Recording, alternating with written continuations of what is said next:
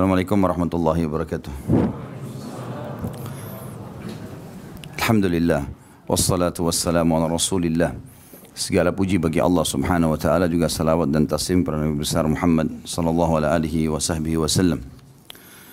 Melanjutkan bahasan kita, mahkota pengantin, dan kita masuk ke pertanyaan yang akan dipaparkan oleh penulis di halaman 135. Bolehkah wanita mewarnai rambutnya untuk mempercantik diri di hadapan suami? Masalah rambut, teman-teman sekalian, adalah mahkota tubuh seseorang. Dan Nabi SAW memerintahkan bagi laki-laki dan perempuan untuk merawat rambutnya.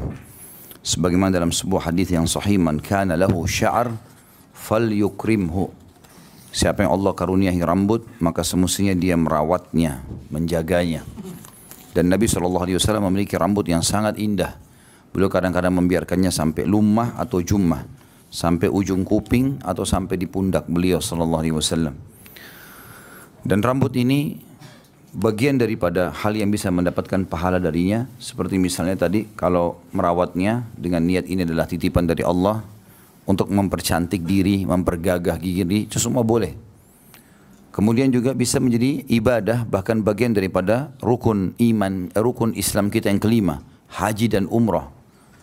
Dan salah satu dari rukun haji dan umrah adalah tahallul, cukur rambut, gitu kan? Berarti bisa menjadi bagian daripada ibadah, ya, dan dianjurkan seseorang untuk menggundulnya atau merapikannya pada saat dia haji dan umrah. Ya. Bagaimana dengan menggunakan bahan-bahan untuk merawat rambut itu?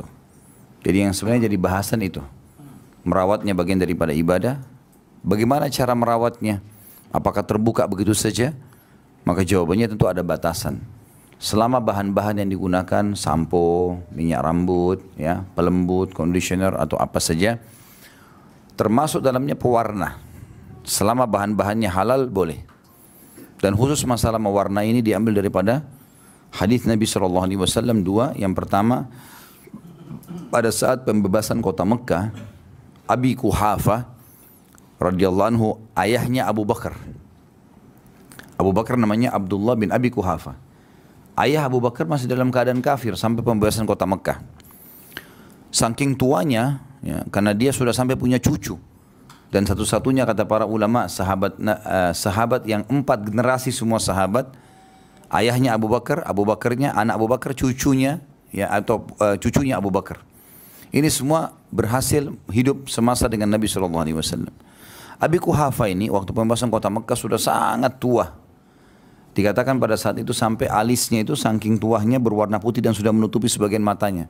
Rambutnya panjang dan berwarna putih.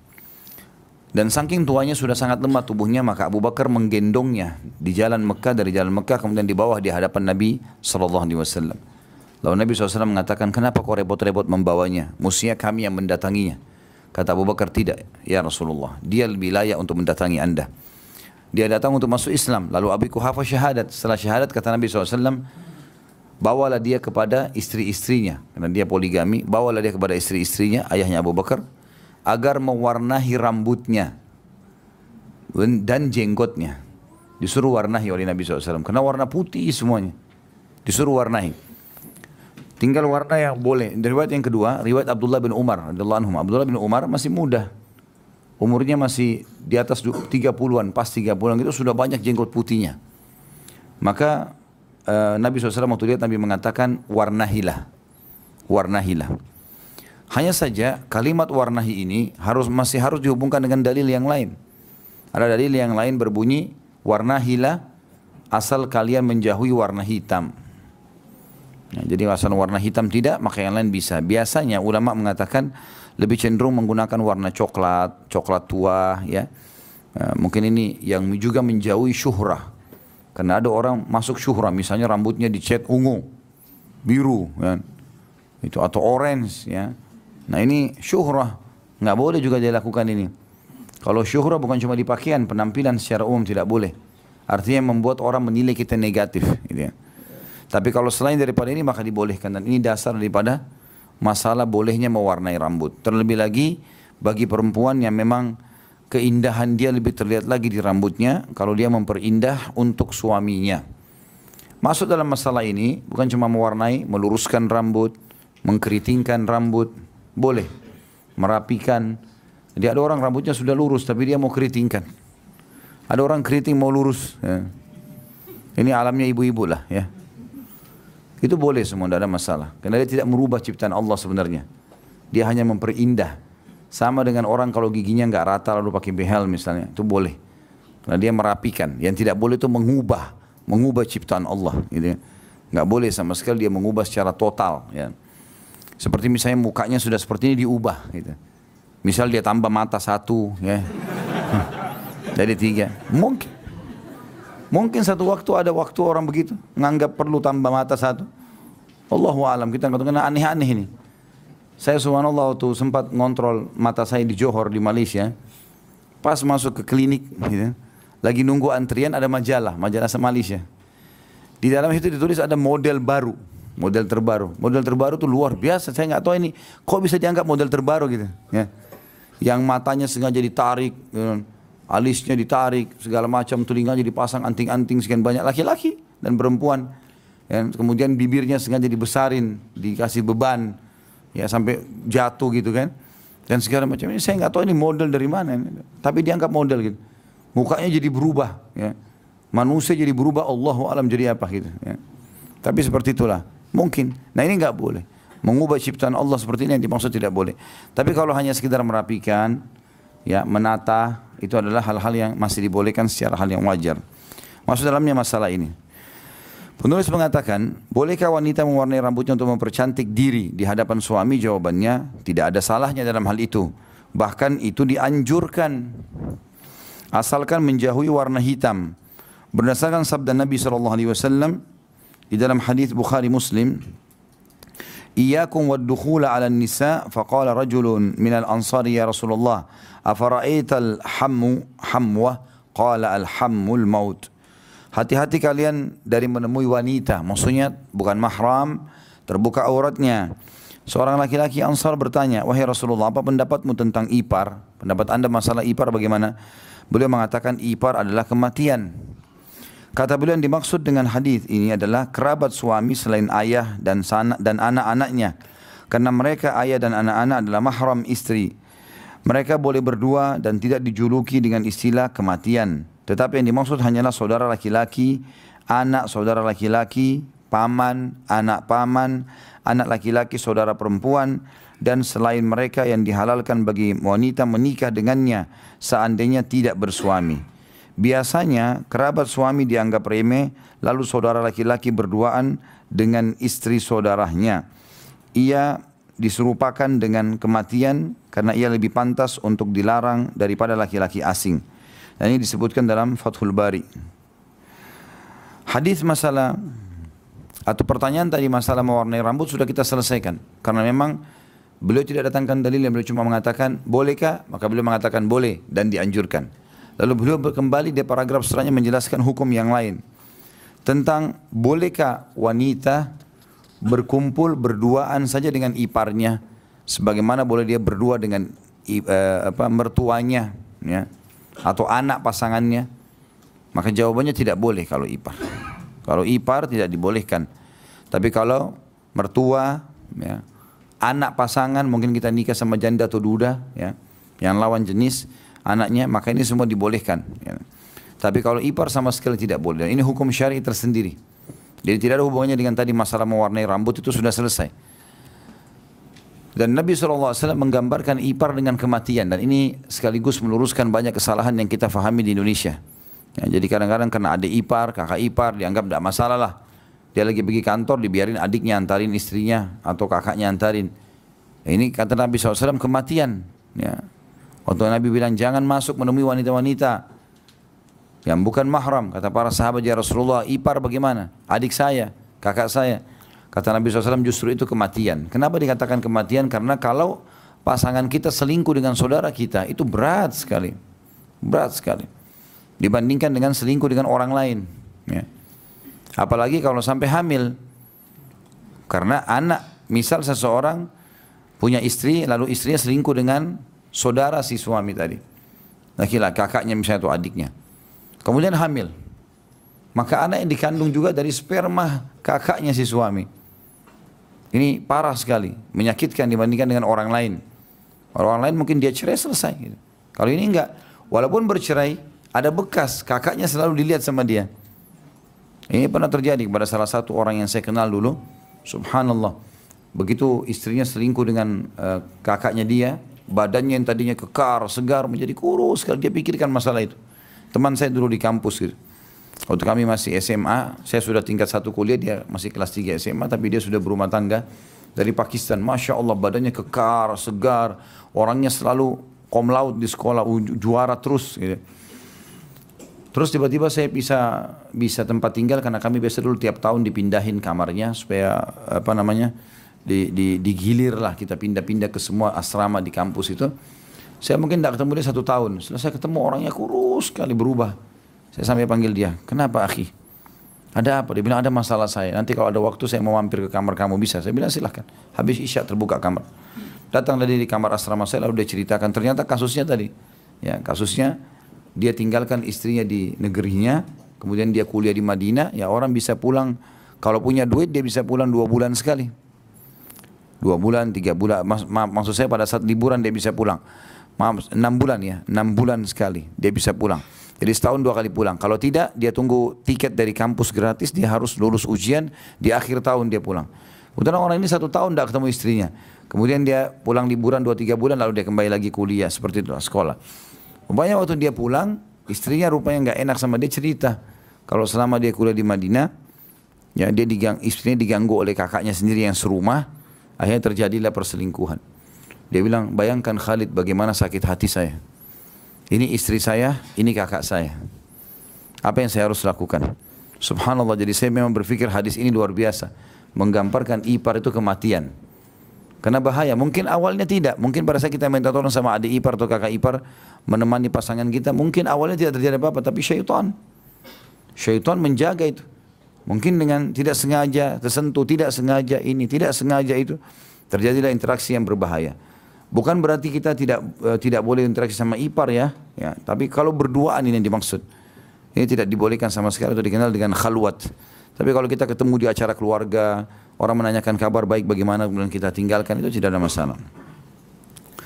Penulis berkata, maksudnya bahwa kematian itu lebih baik bagi suami dan istri daripada ridha dengan masuknya saudara laki-laki suami saat suami tidak ada di rumah. Atau hati-hatilah dengan perkara ini, sebagaimana kalian berhati-hati terhadap kematian, atau bahwa ini bisa menyebabkan kalian terjerumus dalam perbuatan nista atau zina antara saudara suami dengan istri, yang benih-benihnya membawanya jatuh dalam hukuman had zina atau cambukan bagi wanita muhsanah ya,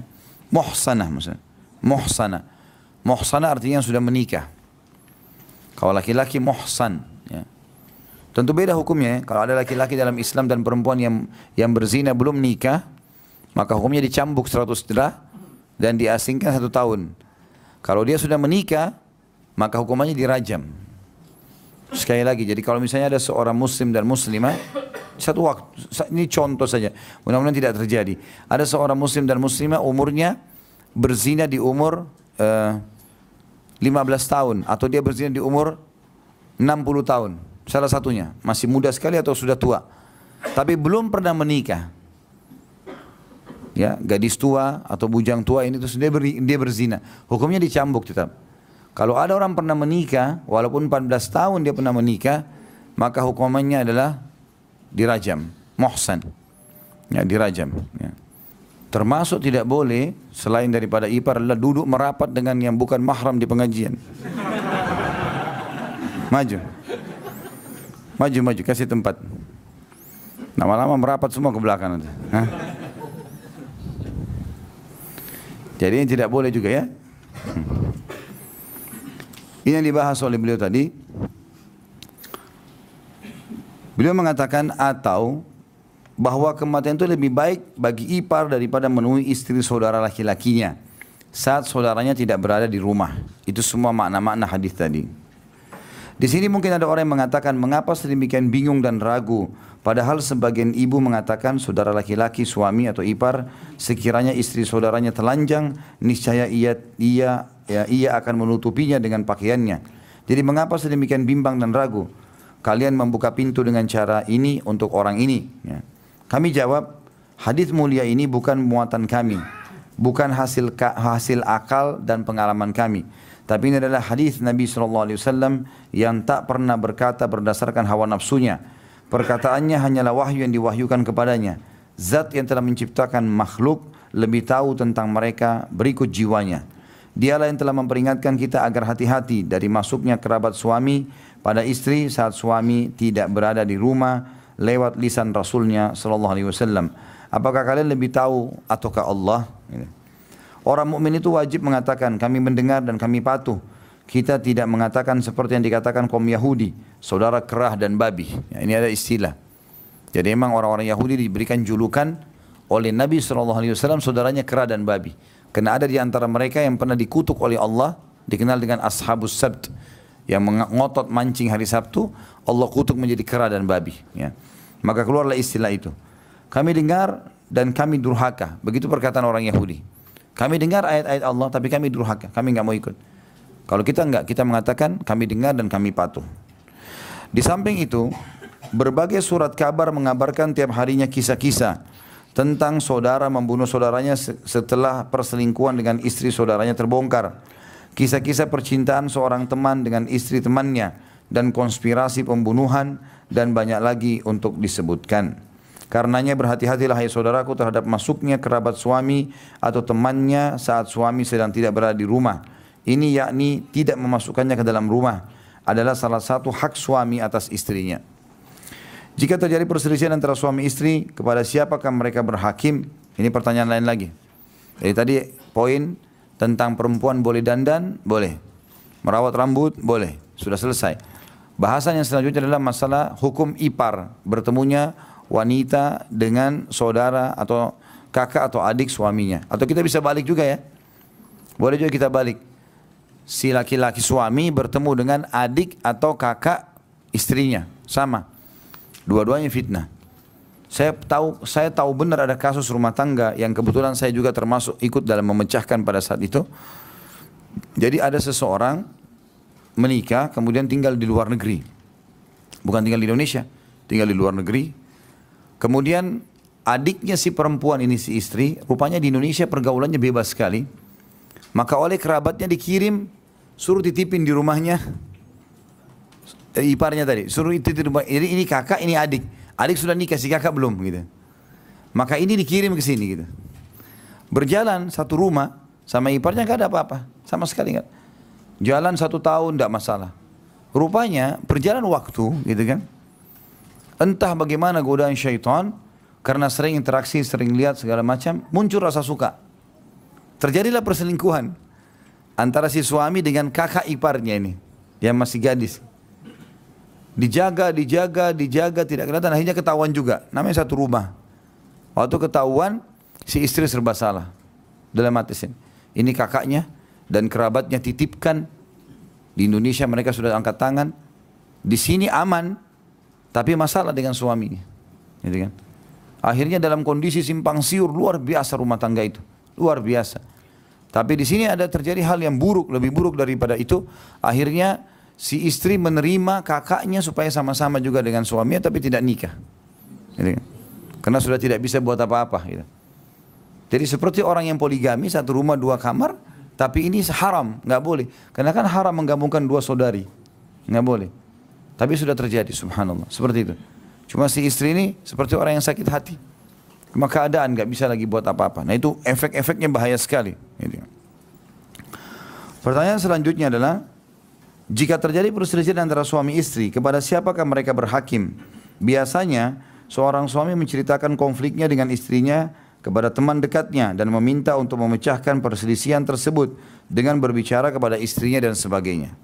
Penulis menjawab, Allah yang maha suci dan maha tinggi telah menjelaskan cara yang wajib kita tempuh ketika terjadi perselisihan dan persengketahan di antara suami istri lewat firman-Nya dalam surah An-Nisa ayat 35.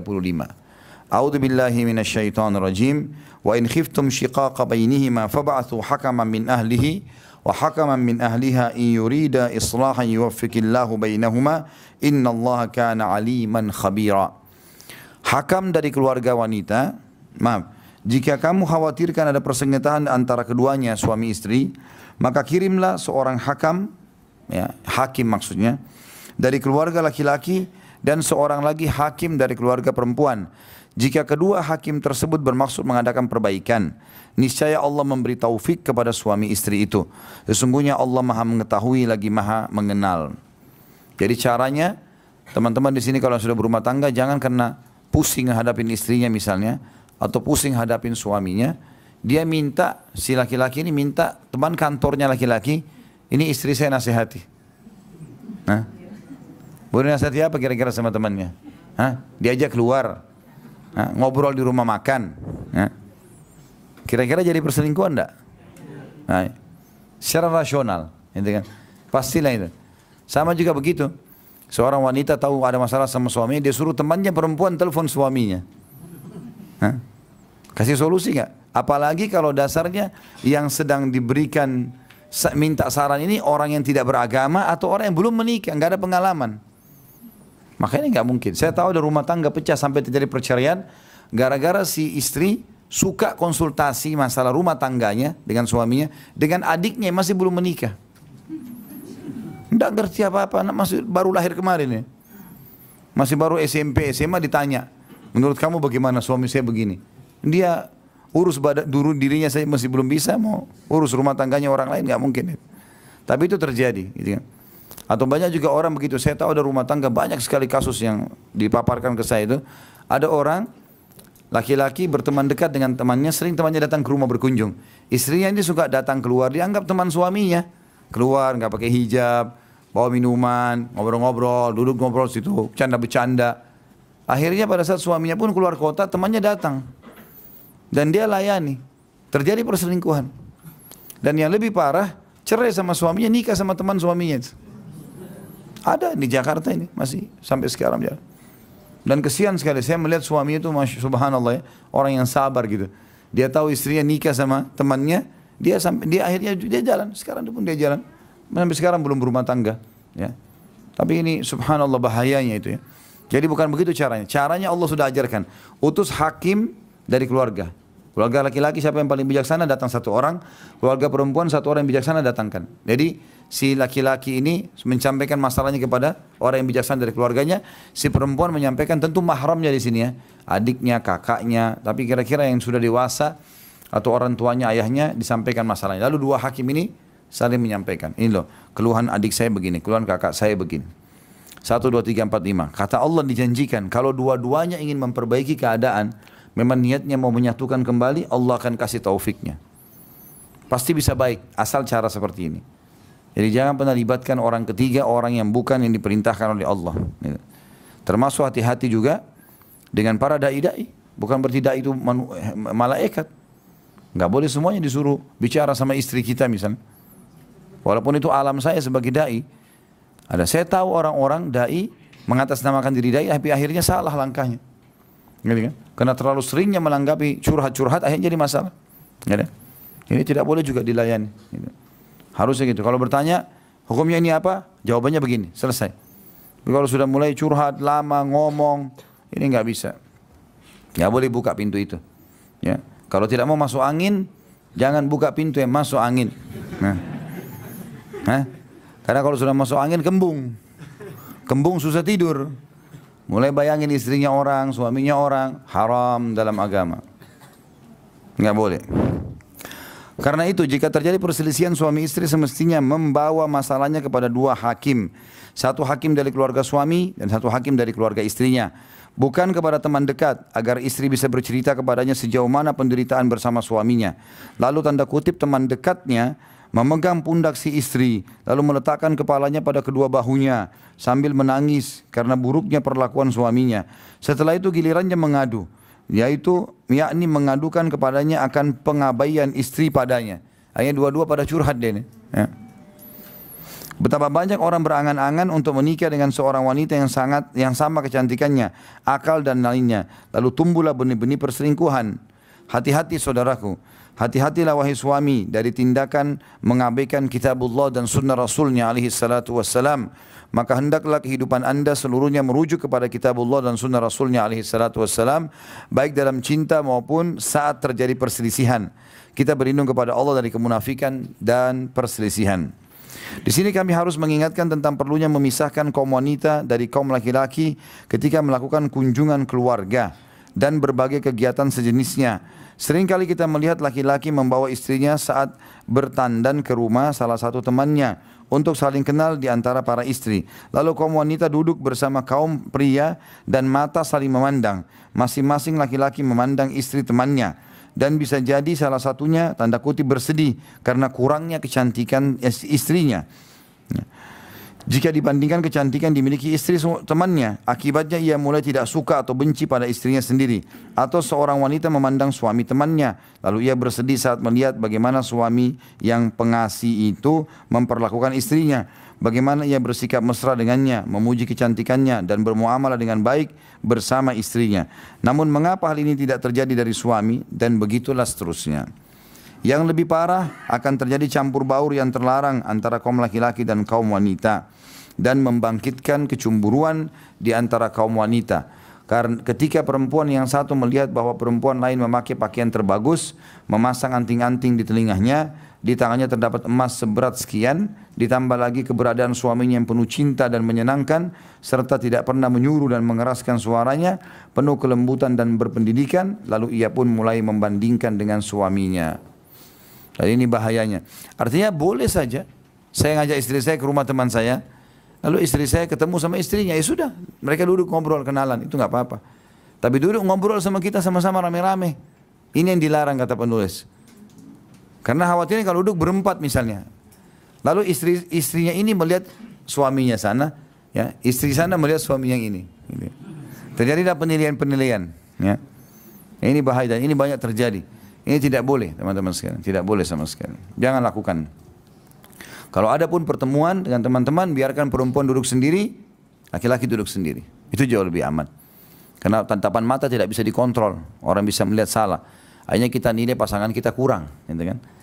Kata para ulama, salah satu hikmah daripada hijab, perempuan berjilbab apalagi sampai bersyadar, adalah menghilangkan kejenuhan dari pasangan yang bisa saja melihat wanita lain, akhirnya menganggap lebih dari istrinya. Di luar pakai cadar, pakai jilbab besar. Begitu tiba di rumah dibuka, berubah penampilannya. Dan laki-laki berpengaruh dengan pandangan-pandangan seperti itu. Ya. Maka itu hikmah-hikmah syar'i. Sehingga dia pada saat masuk di rumah, dia lihat istrinya waktu buka abaya atau buka jilbabnya. Seperti orang yang berbeda tadi yang waktu dia temani jalan. Gitu kan, berbeda. Dan juga hikmah syar'i kenapa perempuan disuruh berhijab. Agar jangan orang lain menilainya. Baik itu negatif ataupun positif. Ya. Sama halnya juga, selain kumpul begini saja nggak boleh, apalagi menceritakan kelebihan-kelebihan pasangan, terutama dalam masalah biologis. Ini nggak boleh sama sekali. Oh suami saya itu begini, begitu, hebat segala macam. Istri saya itu begini, kau diceritain seperti temannya lihat pasangannya. Ini kata Nabi SAW, manusia yang paling buruk di antara kalian adalah orang yang telah menggauli pasangannya, ya istrinya, dan istrinya juga sudah bergaul dengannya, kemudian dia mengekspos itu. Kata Asma binti Yazid radhiyallahu anha, sahabiat Nabi, ya Rasulullah, sungguh kaum laki-laki dan perempuan melakukan itu sekarang di Madinah. Sahabat ini ada yang melakukannya. Kata Nabi SAW, jangan kalian lakukan, tinggalkan segera. Karena itu seperti syaitan laki-laki dan syaitan perempuan ketemu di jalanan, lalu mereka berzina depan umum, lalu dilihat oleh semua orang. Jadi nggak boleh kita ceritakan. Allah kasih kita pasangan lebih, alhamdulillah, gitu kan. Ya udah kita nikmati saja sudah, seperti itulah. Baiklah kalau begitu, kita berdoa kepada Allah Subhanahu wa taala, semoga majelis kita berkahi olehnya dan jadikan sebagai tambahan amal kita pada hari kiamat. Semoga seluruh amal yang pernah kita kerjakan dan akan kita kerjakan diterima dengan kemahamurahannya, dan juga semoga saja dosa semua yang pernah kita kerjakan diganti dengan kemahamurahannya menjadi pahala. Dan kita selalu mendoakan Indonesia agar menjadi negara makmur, tentram, damai, seluruh muslimin bersatu di bawah bendera ukhuwah Islamiyah, dan juga semoga seluruh ibadah mereka kembali kepada Al-Quran dan Sunnah, dan semoga Allah mengaruniakan kita pemimpin Muslim yang kembali kepada Al-Quran dan Sunnah. Semoga Indonesia menjadi contoh bagi negara-negara yang lain, dan tidak akan pernah kita lupakan saudara kita di Palestina, di Syria, di Yaman, di Irak, di Myanmar, di Ahsa, dimanapun mereka berada sedang tidak. Semoga Allah ikhlaskan niat mereka, semoga Allah ikhlaskan niat mereka, terima para syuhada mereka, mulakan Islam di tangan mereka dan tangan kita semua, dan semoga Allah Allah partisipasikan kita bersama mereka di pahala, baik dengan doa, dengan harta juga dengan jiwa kita. Dan semoga Allah dengan kemahamurahannya menyatukan kita semua di surga firdausnya tanpa hisab. Sebagaimana yang kita di majlis ilmu yang mulia ini. Kalau ada benar dari Allah, kalau salah dari saya mohon dimaafkan. Subhanakallahumma bihamdika, asyhadu an la ilaha illa anta astaghfiruka wa atubu ilaik. Wassalamualaikum warahmatullahi wabarakatuh.